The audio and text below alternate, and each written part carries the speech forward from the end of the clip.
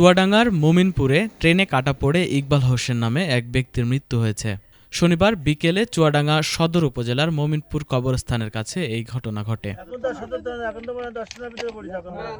নিহত ইকবাল হোসেন আলমডাঙ্গা উপজেলার কান্তপুর গ্রামের মৃত আলতাফ হোসেনের ছেলে।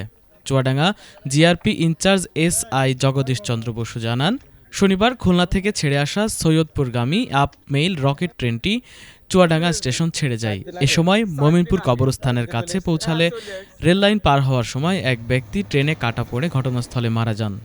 তিনি আরও জানান, আইনগত প্রক্রিয়া শেষে মরদেহ পরিবারের কাছে হস্তান্তর করা হবে। এ ঘটনায় একটি অপমৃত্যু মামলা রুজু করা হবে। 7 দিন আগে বাড়ি থেকে চলে এসেছে। হ্যাঁ, চলে এসছে।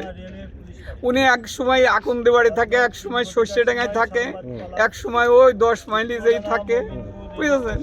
এই করে বেড়ায়। আর ওই টেনে টেনে আসলো, ভিক্ষি মিক্ষি আসলো, এইসব করে। মাথা মানে ওর খারাপ হয়ে গিয়েছে। কি হচ্ছে, নেশার ইনজেকশন? হ্যাঁ, নেশার ইনজেকশন ব্যবহার করছে। আপনাকে 4 দিন আগে বলেছে যে হচ্ছে আমি আমার ট্রেনে মাথা দেবো? হ্যাঁ, আমি টেনে মাথা দেবো। মানে কোনো কারণ ছিল না, কোনো কারণ নেই। আপনার ভাই, ছোট ভাই? আমার ছোট ভাই।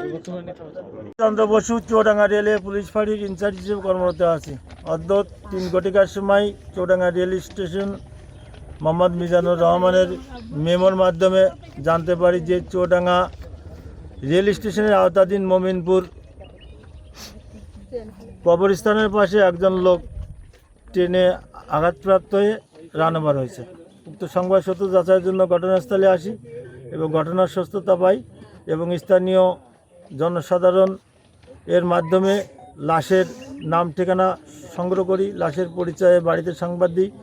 লাশের বড় ভাই হাসিবুল, চাচাতো ভাই এবং লাশের ভাতিজা, লাশের মেয়ে, লাশের জামাই এসে শনাক্ত করে।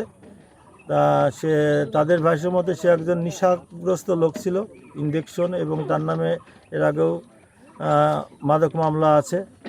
আর তার কোনো সন্তান, ছেলে সন্তান নাই এবং স্ত্রী নাই। সে ভবঘুরের মতনই বেড়াতো আর কি, যার প্রেক্ষিতে সে অ্যাক্সিডেন্ট করে মারা গেছে।